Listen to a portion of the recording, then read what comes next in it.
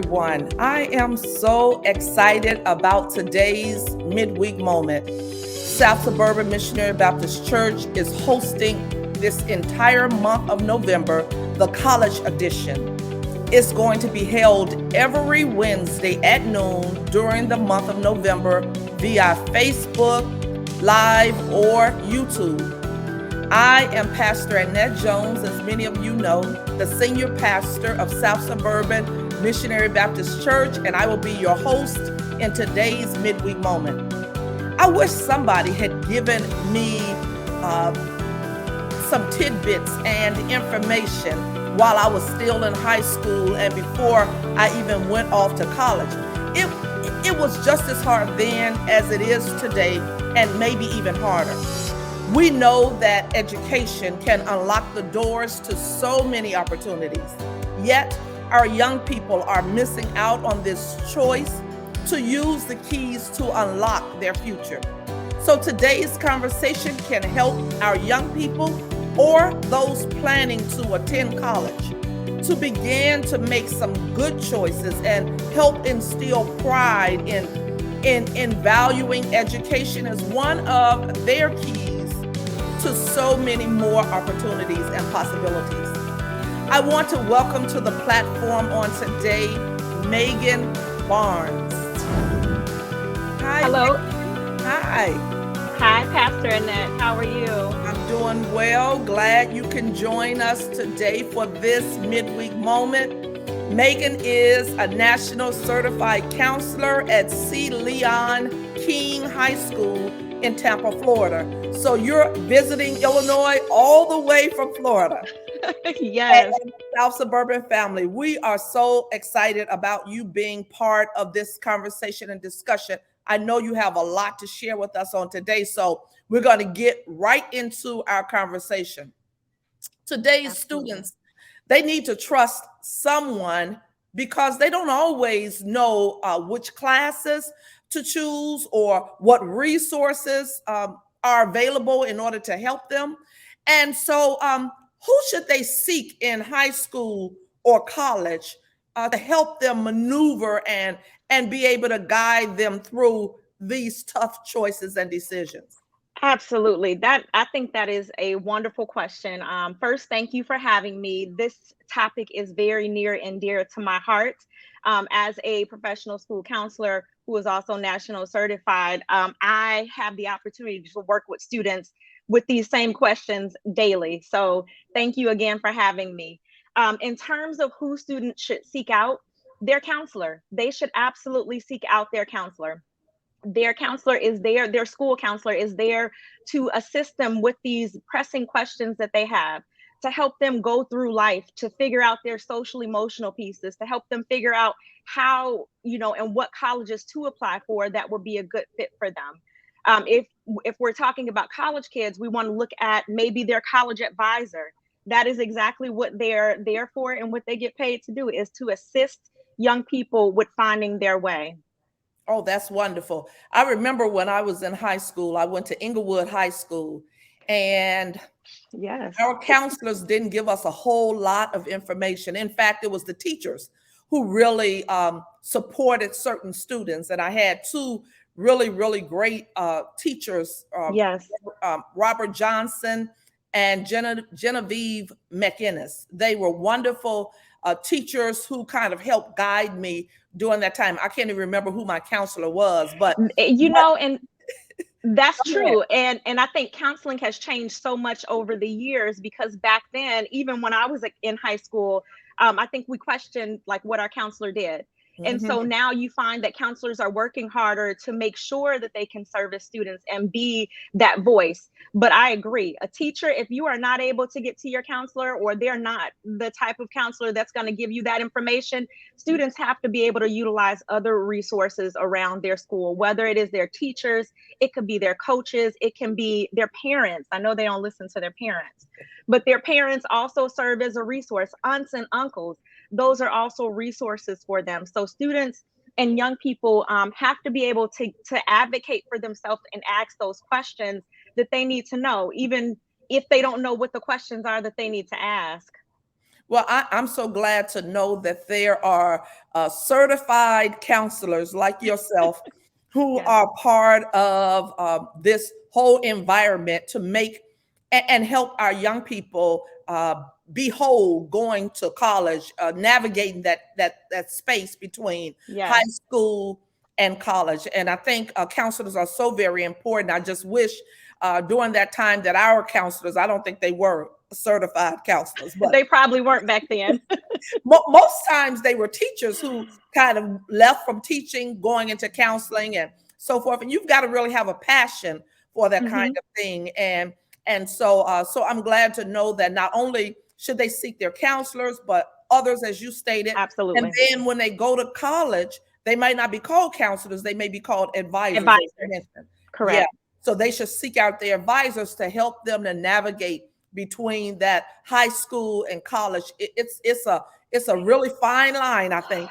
And Oh some my gosh. children get lost, right, during that time. Very, very many do. Yeah, It's unfortunate. So it's important for them for sessions like this for students to be able to understand and know that there are resources out there for them if they don't know what to do.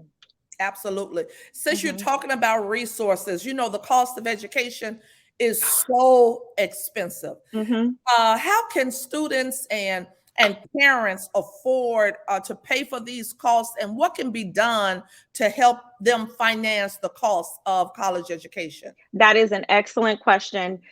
Recently, on October 1st, the FAFSA opened, and I'm not sure if you're familiar with the FAFSA. You probably filled it out years I ago. am familiar, and I'm still Okay. doing it to help See, people. yes, yes, it's really a great tool for people that many people are not aware of. They think, oh, I have to put my information in somewhere, and I don't know where it's going, and I don't want to.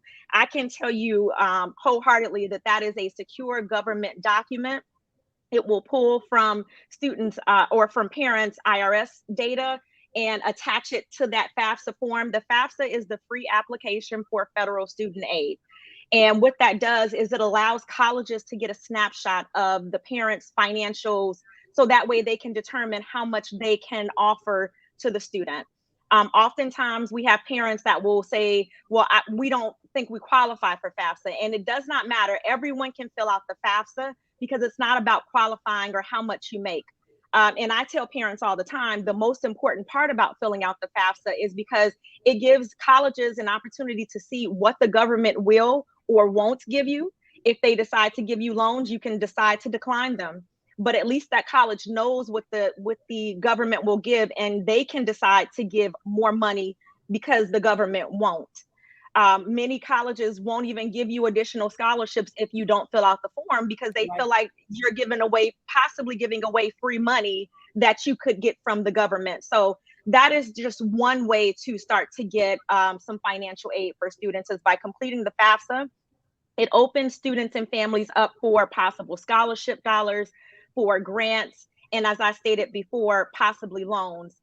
I do want to touch on loans for a second because I know we hear that word and everybody like gets scared and like retreats. We don't want loans. Well, I will say this. I've been counseling for 14 years and I tell families all the time, sometimes loans are not the worst thing in the world. We take out loans for our house. We take out loans for our car. We may have to take out a loan to finance our education that is going to feed our future. So it depends on the amount of the loan and whether or not it's a loan that makes financial sense. Some loans don't make financial sense, and I'll talk a little bit about that a little bit later. But we do want to, consider small loans as an option for financing our education. I want to touch quickly on scholarships. I know you can get scholarships by completing the FAFSA, but there are also so many other scholarships that students are missing. There's so much money we're leaving on the table by students Absolutely. not wanting to write those essays, not wanting to complete a simple application and go after those scholarships. You'll hear stories of young people getting scholarships of, 5,000 or 500 million, $500,000. I'm sorry. Mhm. Mhm. And it's because those students go after those scholarships. they volley and put themselves out there, whereas we have other students who would never go and, you know, try to seek out those additional scholarship dollars, and they just sit there and waste. Many times the scholarships are in your counselor's office that students will not apply for, and we're trying to find students to apply for those scholarships. So there are a That's ton of another different ways. resource. Yeah, that's It's another another resource, resource. another reason to go talk to your counselor if you have not. To talk Absolutely. about what kind of scholarships they may be aware of that they can Correct. also apply for. I think that's great. You talked about loans. You talked about a FAFSA, Yes. applying for that federal application, and they can Hmm. already start doing it if they are seniors. They can They can do already. it October. It actually opens October 1st of their senior year. So that's the Okay. earliest that they can do it. If they do it any earlier, it would be a waste for them. They would have to redo it. All right. Well, But we're October November 1st. 3rd. We're So November they 3rd, and this they senior year. So yes, ma'am. November, yeah. So we so we They want should be to yeah, we want to encourage them to go on and fill it out, because absolutely. if you wait, the monies may dry up and you And might not be eligible. In Illinois, it does Yeah, dry up. That money starts to go away depending on how late the students apply. If they qualify for Pell grants or right. any type of grants from the state, that it's a MAP grant. I think the state, I don't know if they still give it. When I was Yeah, in Illinois, they did, but they that money runs out. So yeah, students want to apply for financial aid for it, complete their FAFSA as soon as possible. They will need some information from their parents, but it's not a difficult form to fill out at all. absolutely. And at South Suburban, for any of our young people who are getting ready to go off to college, I'm there, and others are there who know how to Hmm. complete that form to help any parents or students, to help them with that. So Wonderful. wonderful, great information regarding Hmm. loans, applications, as well as going to their counselor and talking about scholarships and trying to find out other scholarships that may be available. So Hmm. students are ready now. They've applied for the FAFSA, and now they're ready to go to college. But Okay. um, they're not quite sure what college to choose. They might not know, and they don't even know how to start that application process. So, what are your thoughts on students and getting them ready for to understand how do they choose which college? If I could back up a little bit, because what I hear is that they're in their senior year, but I want to take it back to their freshman year, Oh, I like that. because that is, and even before then, that conversation about college begins from early on, when they're babies, essentially. And not even just college, but the future. What are their plans? What do they want to be? And that molding starts early on, to try to get them thinking about what they like and what they don't like, because that's a very important piece. But let's just say, for the sake of things, we're starting at our freshman year. Within the freshman year, that is when students are establishing their GPA. They're Yeah, coming into high school. That is when they are taking those freshman level courses. They need to start adding as much rigor in their courses as possible. So if they are up for a challenge, take honors courses. Take those courses that are going to add a little bit of rigor and make their schedule a little bit tougher. Don't be afraid of them. yeah, You know, as they start going on, they want to start taking some AP courses and maybe even dual enrollment courses in their sophomore or junior year. But in the freshman year, we're really focusing on getting acclimated, starting to join clubs and activities. We are trying to figure out who we are and what we like, because, and I'm starting here because that's the base yeah, of before we even get to applying to college. We have to start to know a little bit about ourselves, so that we can apply to the right colleges and to the right programs. If we don't know those things, we're wasting a lot of time. oh, that's Okay. great. That's great. So in the sophomore year, after they've started to join clubs, activities, they are focused on, establishing their GPA. In the sophomore year, we're starting to career search. So Yeah, now we've started to join a few clubs that interest us. Can that lead to a career? Is yeah, that something that I want to do long term, or is that something that I tried it, I don't like it, I want to move on to something else? So sophomore year is more about the career search and starting to understand careers. And there are different sites that families can go to look at that. ONET is one of them. They have a great career search, career interest inventory that students and families can use. Big Future by College Board is an excellent um, platform that students and families can go to start to research Mm-hmm. schools and careers. But those are things that they want to start to research in the sophomore year. Now, once we start getting to the junior year, we're getting into like the thick of things. We're getting into the fun part, because now we are starting to look at colleges. All before that, we're just kind of imagining and seeing what's out there. But in the junior year, we dive into our college search. That is the year we should 100% start making a college list. And that college list is going to be based on our interests, Yeah. based on those majors that and careers that we're interested in. You always work backwards from your career. Don't start at a major. You want to start at your career and work backwards to get to majors that will interest you based on the endpoint that you're trying to get to. Mm-hmm. So that's something very important for students and families to know. And I keep saying families because it takes a village. Absolutely. It's not just the student that is looking for this information. It has to come from the family as well, whether it's, like I said, aunts, uncles, pastors, mentors, anyone that can be involved in that process Yeah. has to help bring this full circle. So after we're in our junior year and we are diving in, we're going to visit colleges. And I know COVID kept us from being able to do a lot of visits, but many schools started virtual tours. So Absolutely. even if you couldn't get on their campus, they still wanted to make sure you could feel what it was like, or what it would be like to be a student on their campus. It is so important to take advantage of those opportunities. If college recruiters come to students' campuses, go visit them. Look at the qualifications, make sure they have the major that you're interested in, and go visit. Go talk to the admissions officers at each of those colleges. They are there specifically to work with students and recruit students for their campus. So now, after junior year, after we've done all of our research, we have started to narrow down the schools that we're interested in. We get into senior year.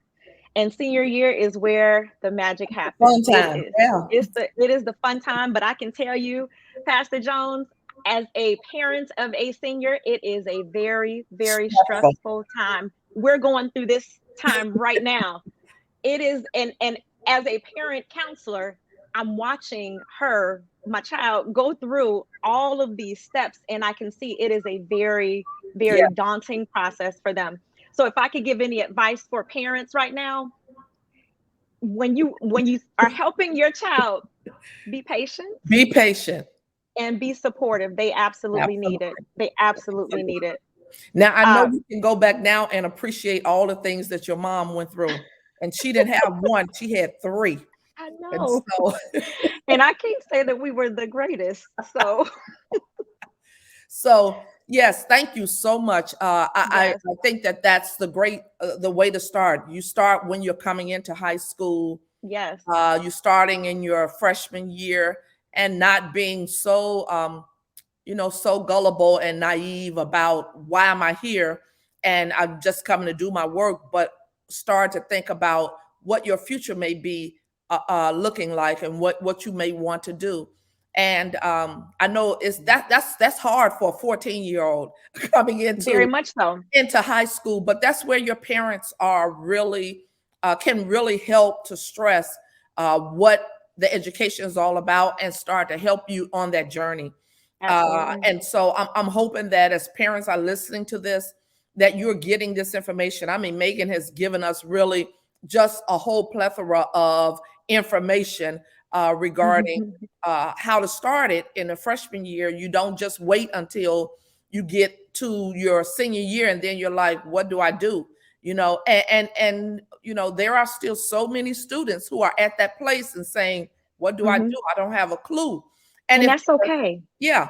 And if their parents didn't go to college or somebody who's close to them did not go to college, they may struggle with that. But that's where a counselor comes in Mhm. that can really help them to navigate again through these muddy waters and get them over to the other side and get into a college of their choice and one that fits what they want to do. And in some cases, your teacher or your counselor may even suggest, if you don't have an idea, may even suggest a curricular or a major for you to Mm-hmm. go into Mm-hmm. based on what you've demonstrated throughout high school. So it's not a fail, right? Right. It's a start. So no matter what place you're in, even if you haven't started any of this process, you can begin now. You can start today. Absolutely. It's not too late. It is never too late. Absolutely. Mm-hmm. So we now have them where they've made a choice. It's so many colleges again to choose from. You know, is there anything, advice that you can give on how a student can choose a college, or how do they make choices? Because you know, I've got some nieces and some nephews who want to apply for 100 colleges, and I'm saying no, that's not the way to go. No, it's not. Please tell College them is not to expensive. stress. It is, and the fees are expensive to pay Yes, for them. Please tell them do not stress themselves out. They can only go to one college. that's it. Their neighborhood counselor, as I'll call myself, will say 5 to 7 schools is a great number. I do have a lot of students that will apply to between 10 and 12 schools, and that is also an okay number if they're looking. But once you get over 20 colleges, you can only go to one, and you can only list 10 on your FAFSA. So at some point, you have to make a decision, and hopefully, it will be before they complete 20 applications. Yeah. In terms of selecting schools, it depends on what they are looking for. So finding a college is all about fit. And I cannot stress that enough. You have your reach schools that are schools that you should apply for, that you are, not confident that you would get in, but if you could, that would be a school that you would choose. You have your good fit schools that based on your test scores, your GPA, the classes you've taken, you meet their qualifications and you think that that will be a good fit for you. And then you have your safety school where you are over the requirements to get into that school. And any counselor you speak to will tell you that those are the 3 categories you look at for schools: a reach school, a good fit school, and safety schools. And they will have multiple schools in each category on their list. Now, when we start talking about fit overall, we're talking about location. If you need to get home, can you get home? How Mm, quickly can you get home? If we're talking about cost, can you afford to get home from the school that you're at if there's an emergency? Can you afford the school without having to go into those bad loans that we were talking about? We talked about good loans and then it's bad loans. hormones, yeah. It's loans that don't make sense. Can you go to the school without having to get one of those loans that's not a good loan? Are you is it What kind of size are you looking for? Do you learn better in a larger institution, in a larger environment? Do you thrive off of football teams, or do you do better in a smaller setting? Would you be okay in a class with 500 students, or do you need to be in a class with 30 students? And those are things when we talk about fit that the student and the family really has to start to look at to make a good decision. And then I'm just going to tell you a quick story. I went to the University of Illinois in Champaign-Urbana. Woo! Yes, I am a Fighting Illini, and I love my school. I love my experience. I had a great time. But I went there because my brother went there. Mm-hmm. And that is really, I was like, hey, my brother's going. That's where I'm going. I went to visit him a couple of times. I loved it. And that's how I ended up at that school. And that was in the long run, that was probably the worst decision I could have made for myself. Yeah. I learned later in life about myself that I do better in a smaller environment where I thrive better, where I can have a relationship with my teachers and actually talk to them and work one-on-one with other students. University of Illinois is a great school, and like I said, It's huge. and it's huge. It's huge. They do have Yeah. smaller classes where you have like TA class teaching the classes with 30 students, but your lectures are Teacher assistants. Yes. correct. You have 300 to 500 students in your class. If you know yourself, you might not want to go to class. That they're not taking attendance. Absolutely. And so those are things you want to look at, not just the one, do they offer my major? That's just a part of it. But there are pieces to this puzzle that of finding a good fit for a school. As you stated, there are over 5,000 schools in the United States, which is a lot of schools. A How do you lot. narrow that down? You start to look at those pieces that matter so that you can find a good fit. And it's not always going to be what maybe the student or child thinks is going to be their best school, but it may be what makes the most sense for them. Yeah. So what about they've identified what school they're going to, but yet they are not sure of their major. Okay. And so how does a student choose the right major that fits them? Sometimes, and I know people, everyone won't agree with this, but it is okay to go to college undecided. Hmm. It is okay. You don't want to stay in undecided too long. You want to get there and meet up with your advisor as soon as you get to campus, so you guys can start to work through some options for you. Because you could end up wasting money that way and having to, start in one section of classes and then take other classes. Money could be lost. So you don't want to stay in that undecided too long. But it is okay. You have to think that these are 17, 18, 19 year olds. I'm well over that age and I still question what I'm doing in life sometimes. So it's hard to say that at 17 you know what you want to do with the rest of your life.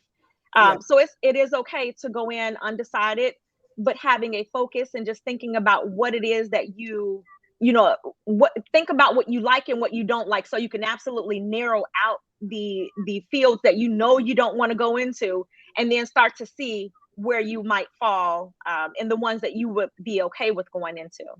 Yeah, I understand that and can agree that if you don't know, if there is no way for you to make that decision, that you go in and say that you don't have a clear understanding yet. I mean, you have to make a choice Right. when you apply, and so if you don't, but again, as you stated, within that first year, you should have figured it out. I would say the first semester, if you can, to figure it out, because sometimes it's hard to transfer out of whatever that other college is. Usually it's a liberal arts and science college, Yes. um, that you might be, they might put you in temporarily until you find your major. And so if Yes. depending on how your grades are, it may be difficult to transfer over into some other fields. That's why it is important, Absolutely.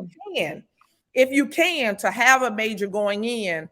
And sometimes people have a major going in and then they switch majors because they figure out That's that, you know what, this doesn't fit me and I need to switch. And that's okay too. that Uh, is okay. Key is knowing that you have an end, having an end in mind, right? Correct. Having a final destination that you're trying to arrive to, and that you succeed, that you keep going until you get there. Correct. Yeah. So Megan, I know we've had such a great time. You have provided so much great information, and I know you and your daughter and your family are going to be having a ball this next few months, navigating through this. And your daughter has the best person, right, to help her, because you've been there, you know what it's like, and then you have all of the extra knowledge in order to help her to go to the best school or the school of her choice. And I'm believing and hoping that she'll Thank get you. great scholarships and all of that, Thank so you. that you all don't have to be stressed about the college cost. Thank you. So do you have any parting words for those that are listening and those who may be seeking college, or even for the parents and or grandparents who are going to be helping these college bound students? Do you have any final words for them? I do. I think that across the board, I think everyone just has to be patient. I think that's the most important factor, because this process itself is very, very stressful on all fronts. Whether you are a parent, a aunt or uncle, a grandparent, whoever it is that is assisting through this process, and it changes. It's so fluid. So Yes. although I have a lot of knowledge, that the changes per school are going to be different. And so being patient, being able to utilize resources, don't be afraid to ask questions. If you Yes. have questions for your counselor, if you have questions for colleges, don't be afraid to pick up the phone and ask them for help. They will be there to assist. Whatever they can do, they'll be there. Yeah. And then finally, enjoy it. Once this time in life is over, it won't be like this again. So try to enjoy the ride. I know senior year can be very stressful in high school in general, and it strains sometimes relationships between parents and students because they're figuring out who they are, Yeah. and we're still parents. Yeah. And so it can be very stressful, but they won't get that time back. So try to enjoy it, enjoy Yeah. parts of life too.